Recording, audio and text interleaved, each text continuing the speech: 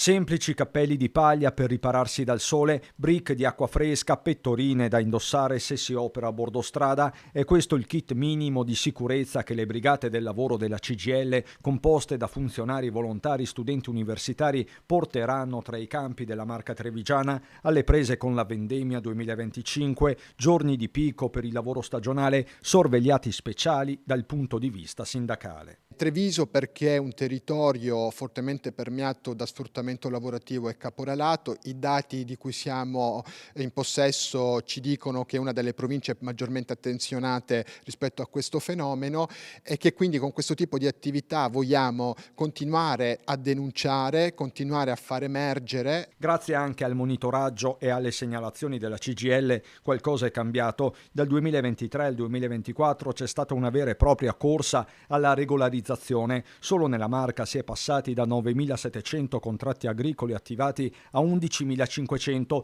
tutti lavoratori che di fatto erano già sul territorio. Ma contemporaneamente abbiamo registrato un calo del numero delle giornate denunciate, il che con tutta probabilità ci dice che a fronte di una attivazione di contratti regolari si è poi però passato, per far rientrare diciamo così dalla finestra il risparmio economico, si è passati ad una denuncia inferiore di giornate, quindi molto probabilmente più lavoratori che però in busta paga hanno molti meno giorni di quelli che effettivamente prestano. Insomma, dal lavoro nero si rischia di passare a quello definito come grigio. Anche per questo la mobilitazione generale, previsti 2 momenti di confronto, il primo mercoledì 17 alle 20 nella sede della CGIL di Conegliano, venerdì 19 in quella di Treviso. Per il resto si va sul territorio con iniziative in tutte le lingue. Daremo delle brochure informative perché l'obiettivo principale è anche quello di informare i lavoratori dei loro diritti e non c'è modo migliore che andare appunto in campo, sul campo con loro.